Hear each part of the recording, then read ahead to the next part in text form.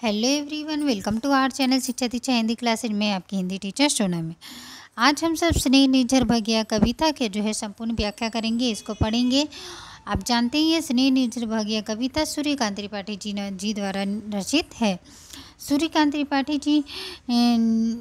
त्रिपाठी निराले जी द्वारा रचित एक कविता जो है स्नेह निर्झर भगिया। यह कविता जो है उनकी काव्य संग्रह अनीमा में संग्रहित है। कहाँ संग्रहित है? अनीमा में, याद रखेंगे। अनीमा में जो है स्नेह निर्झर भगिया कविता संग्रहित है। कवि निराला का जीवन जो है संघर्षों से भरा हुआ था। जो सूर्यकांत त्रिपाठी निराला जी थे, उनके जीवन जो है संघर्षों से भरा हुआ था। इस कविता में उनके संघर्षों, आत्मीय जनों का विछोह और बंधु बांधवों मित्रों की उपेक्षा, बेटी सरोज की आकस्मिक मृत्यु से मानसिक आघात से उत्पन्न उनकी मन स्थिति की अभिव्यक्ति हुई है। इस कविता में हम देखेंगे कि निराला जी देखते हैं कि उनको बहुत ही कम उम्र में उनकी बेटी चल बसती है और उनकी पत्नी का भी जो है पहले ही देहांत हो चुका था। तो इस तरह से वो जो है एक तरह से उनका जीवन क्या था, उनका जीवन में पूरा जो है दुख से घिरा हुआ था। उनके अपने एक एक करके उनसे क्या हो रहे थे, दूर हो रहे थे। तो इस कविता में उनके संघर्षों को देखेंगे। इसके अलावा हिंदी साहित्य में जब निराला जी आए, तो हिंदी साहित्य में उन्होंने जब अपना लेखनी स्टार्ट किया, तो उस टाइम जो है उन्हें वो सम्मान की दृष्टि, उन्हें साहित्य में भी उन्हें जो है एक तरह से सम्मान की नज़र से उन्हें नहीं देखा जाता। जो उनको उपलब्धि, जिन्होंने इतना साहित्य रचा है, तो उस टाइम में उन्हें जो है वो ख्याति उन्हें प्राप्त नहीं हुई थी।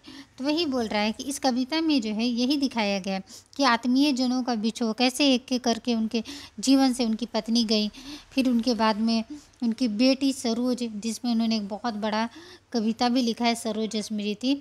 उनकी बेटी भी चली जाती है उनके जीवन से। तो उनके जीवन में ना दुख का बहुत जो है दुख उनके जीवन में किस तरह से छाया रहता है। तो उन्होंने जो है इस कविता में वही दुख की मनस्थिति का जो है अपनी अभिव्यक्ति की है। तो चलिए पढ़ते हैं। स्नेह निर्झर बह गया। ये देखिए, स्नेह निर्झर बह गया, रेत जियो तन रह गया, आम की यह डाली जो सूखी दिखी, कह रही है अब यहाँ पी किया सीखी, नहीं आते पंक्ति मैं हूँ वह लिखी, नहीं जिसका अर्थ जीवन ढह गया। इस कविता में जो है कवि जीवन की निराशा को अभिव्यक्त किया। अभी हम लोगों ने पढ़ा कि सूर्यकांत त्रिपाठी निराला जी का इस कविता में जो है जो जीवन था, उनके जीवन में इतना निराशा थी, एक एक करके उनसे दूर होते गए, तो उनके जीवन में क्या हो गया, निराशा छा गया था। तो उन्होंने जो है इस कविता के माध्यम से अभिव्यक्त किया।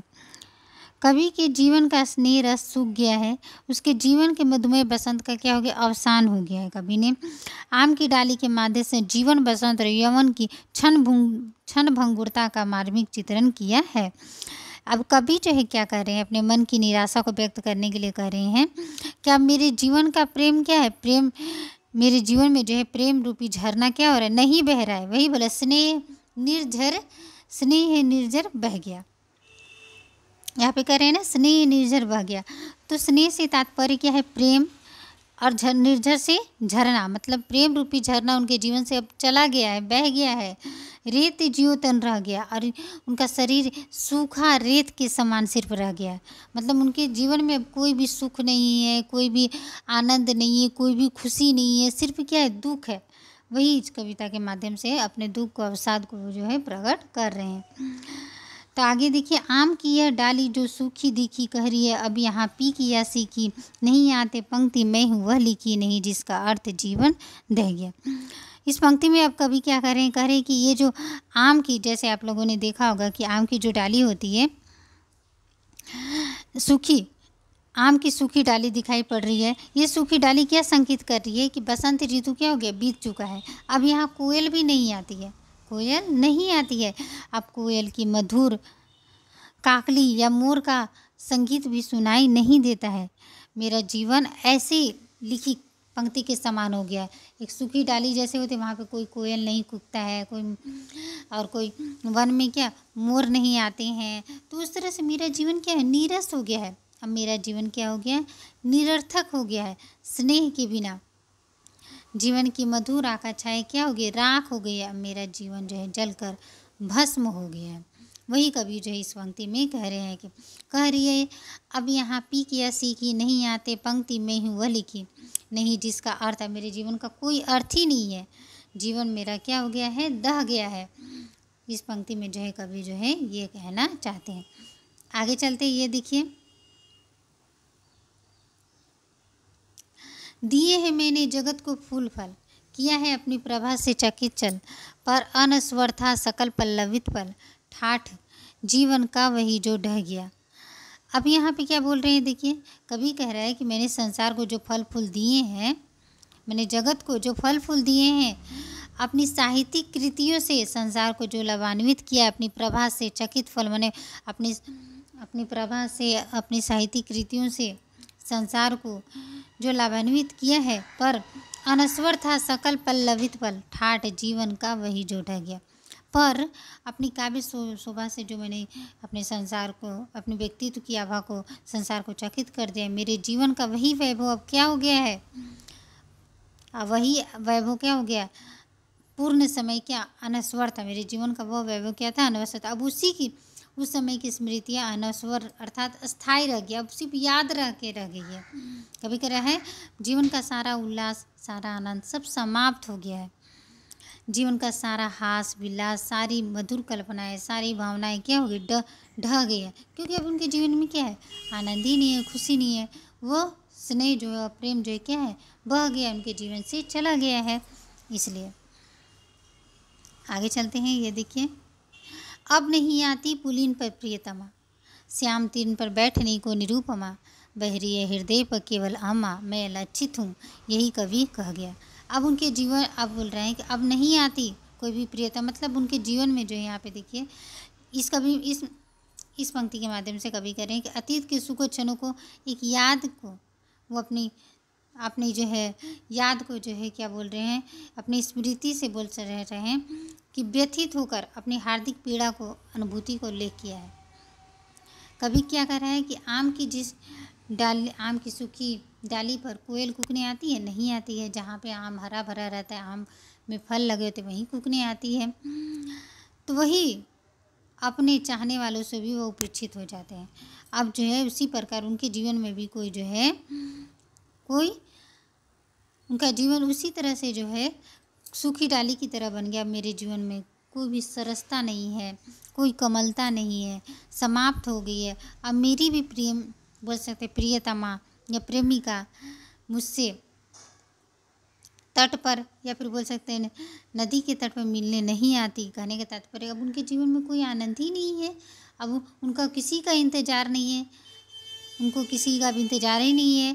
तो वही बोल रहे हैं कि हरी भरी घासों पर बैठकर मधुर वार्तालाप में आनंद समय बिताने के लिए भी कोई उन्हें दिखाई नहीं पड़ता, क्योंकि उनकी पत्नी पहले ही जो है देहांत हो चुकी थी, उनकी इसके बाद जो है उनकी बेटी उनके जीवन से चली जाती है। तो इस तरह से कवि का मन जो है ना दुख से भरा हुआ है।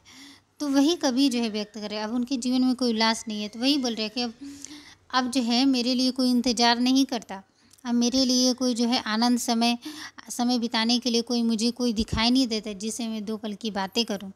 वही बोल रहे हैं हमारे मन में निराशा का गहरा अंधकार व्याप्त हो गया है, अमावस्या की अंधेरी रात अंधकार में आ पड़ा है। अब मैं सबसे क्या हूँ, उपेक्षित हो गया हूँ, कोई मेरी और अपेक्षा से नहीं देखता।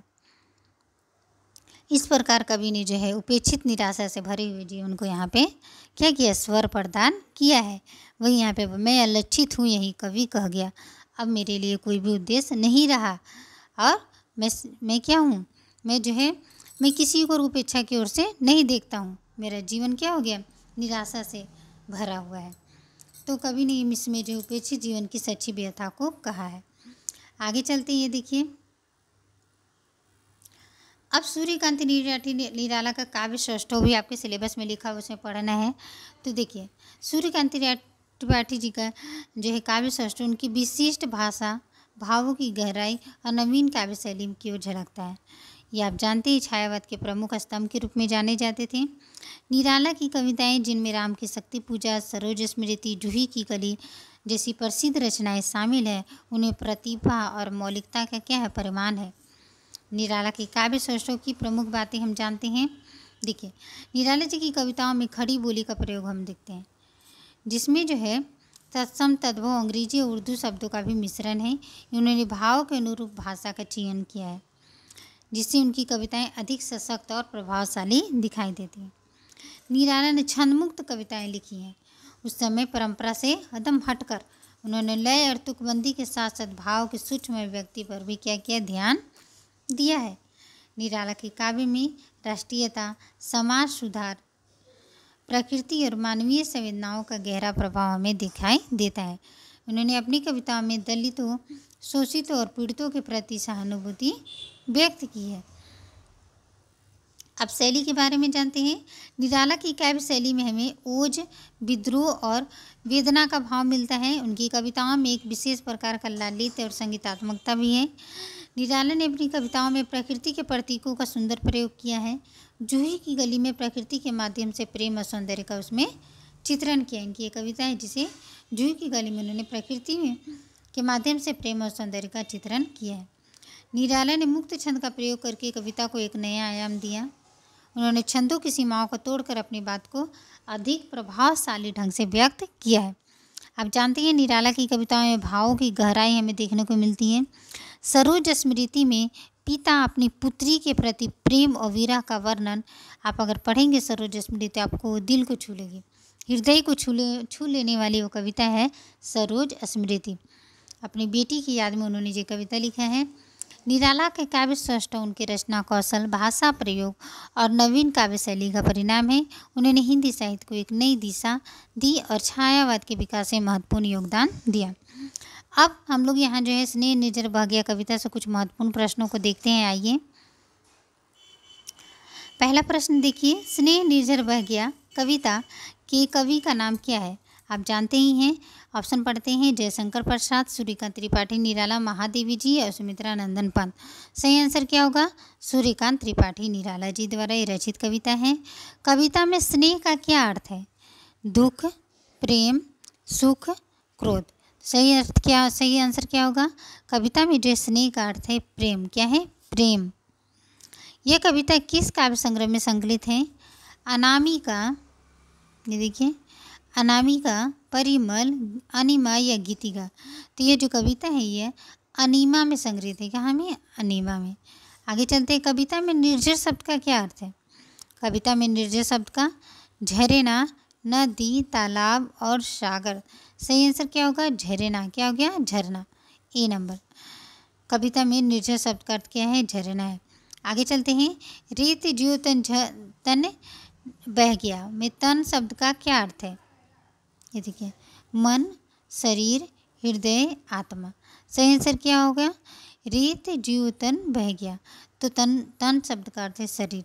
मतलब उनका जो है अब शरीर कैसा रह गया था? सिर्फ रेत के समान, सूखी रेत के समान, जिसमें कोई भी क्या थी? सरसता नहीं थी। उनका जीवन एकदम नीरस हो गया था। तो ये थी सूर्यकांत त्रिपाठी निराला जी द्वारा कविता स्नेह निर्झर बह गया। ये कविता जो है आपको पढ़कर कैसे लगी मुझे कमेंट में ज़रूर बताएं। और आगे जो है इसके बाद हम फिर से अब महादेवी वर्मा जी की कविताओं को पढ़ेंगे। एक और कविता बच गया है निराला जी की, उसको जो लंबी कविता है तो उसको भी मैं वीडियो डालने की कोशिश करूँगी। तो आज के लिए इतना ही फ्रेंड्स। और जो भी फ्रेंड्स टेलीग्राम से जुड़ना चाहते हैं, इस वीडियो के डिस्क्रिप्शन बॉक्स में आप जाएँ, वहाँ पर आपको टेलीग्राम का लिंक दिया रहेगा। आप वहाँ पे क्लिक करेंगे तो आप टेलीग्राम से जुड़ जाएंगे। मैं वहाँ पे आपको PDF शेयर कर देती हूँ। तो पढ़ते रहिए, मुस्कुराते लिए रहिए। आज के लिए इतना ही। मिलते हैं नए वीडियो में नए टॉपिक के साथ। Thank you everyone.